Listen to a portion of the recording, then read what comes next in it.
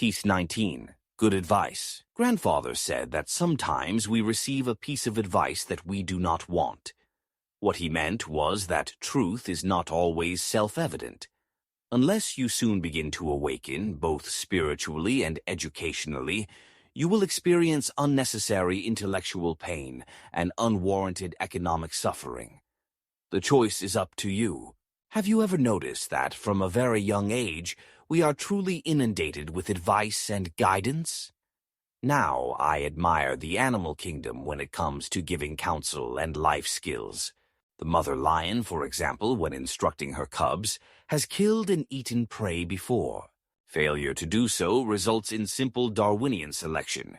You die and don't have any incompetent progeny.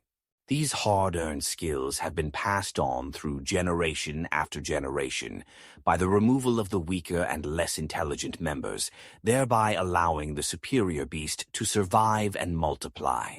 One would almost believe that Gaia really is in control of the Earth, for without the hardiness of most species, human beings would have wiped them out eons ago. This sadly is not the case with parents and caregivers. Each person who stumbles into this category begins afresh. There is nothing in our DNA that has genetically prepared us to be responsible for children, in my estimation. We are on our own. Talk about critical thinking skills and the lack thereof.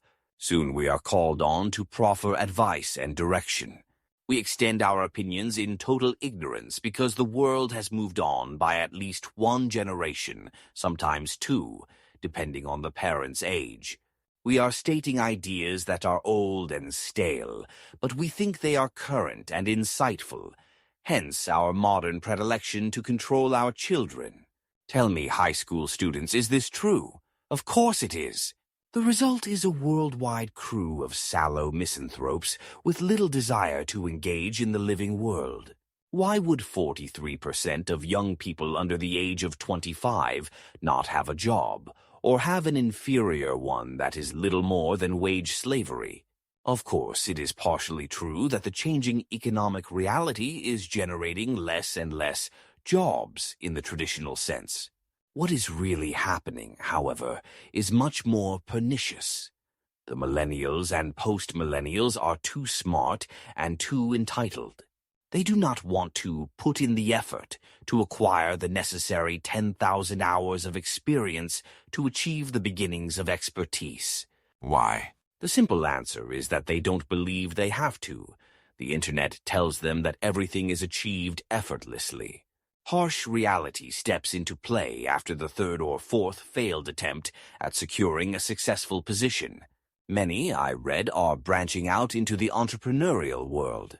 Here, with little effort and limited investment, there is a substantial salary with benefits. A shocking lie. The resulting slap in the face usually scars a person for life. The non-communicative clerk or government worker is the result. You can taste the bitterness. Fortunately, this does not have to be the case.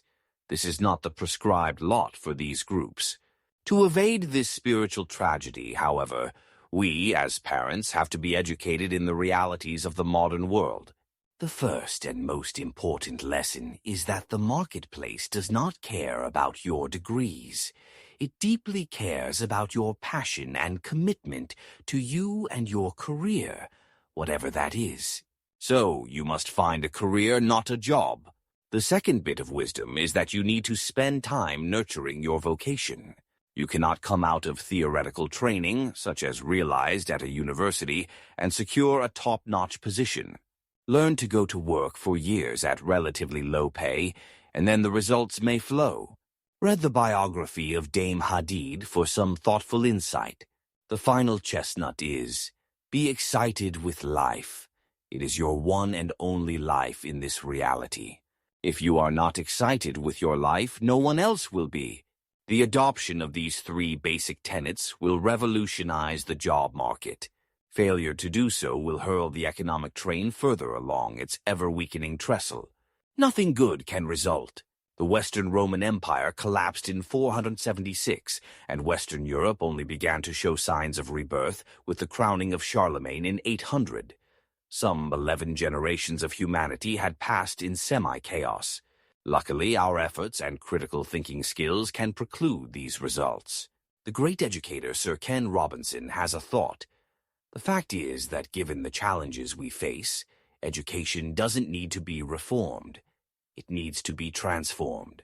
The key to this transformation is not to standardize education, but to personalize it, to build achievement on discovering the individual talents of each child, to put students in an environment where they want to learn and where they can naturally discover their true passions.